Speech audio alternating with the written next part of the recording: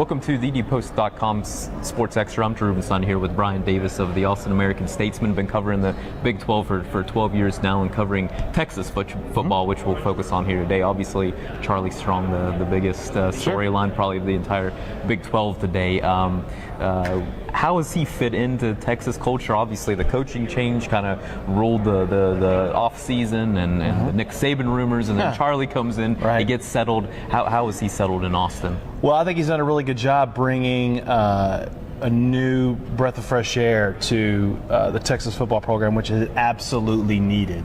You know, a lot of people have wondered whether Charlie is going to be the right guy. Is he going to be the right temperament? He's not a politician, which Mac clearly was, but he's a very good football coach. Texas got what they wanted, was a football coach, not some guy who's going to schmooze and wine and dine and glad hand everybody. That being said, he's not going to win the press conference, usually. I think today, here at Big 12 Media Day, Charlie did kind of what he had to do. He endured it, right? He endured everything, did a really good job. I mean, he's not going to, bite someone's head off and bark at someone, anything like that. Right. But he did a really good job of getting through it. And, he's basically betting on himself. And we've sort of been talking about this in Austin.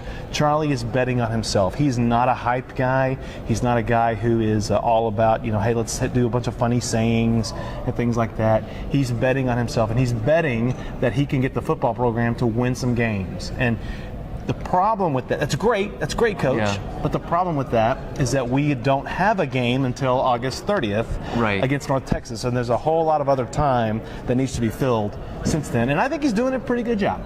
That's interesting. You mentioned a lot of stuff, but are Texas fans okay with that kind of football coach? They're used to the politician, Mac Brown.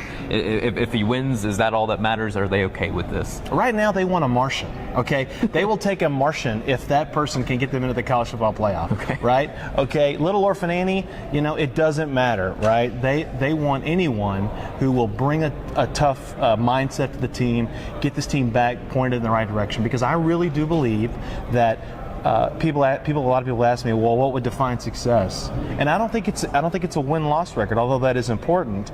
I really do believe that Texas fans, they want to see the defense tackle somebody. They want to see the unit play really hard. They want to see this team play with energy and emotion. The BYU loss last year got Manny Diaz fired as defensive coordinator. A lot of people, myself included, believe that the BYU loss is what led to Mac Brown being fired. Okay. Right? And so you got to remember, this is a team that is coming off of two of the worst defensive years it's ever had in program history. We're talking over 100 years of Texas football, right?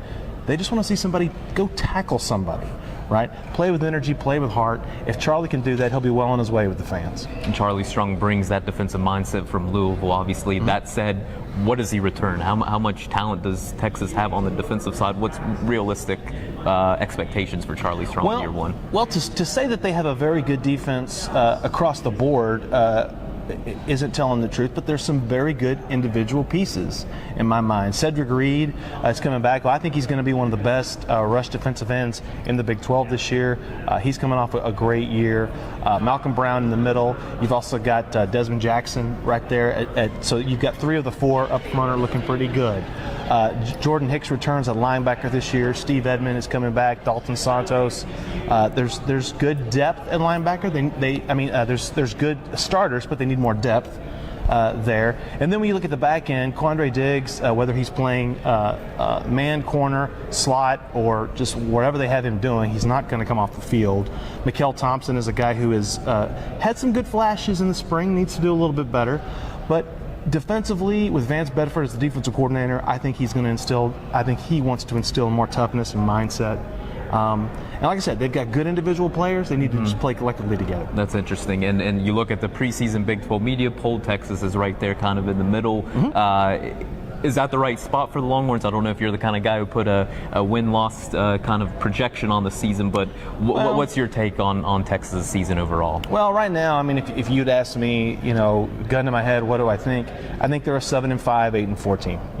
I think they're a middle-of-the-pack team. And the reason why I say that is because yes, they were close to winning the Big 12 last year, but Baylor could have easily run away with it and could have blown them out by even more than they did.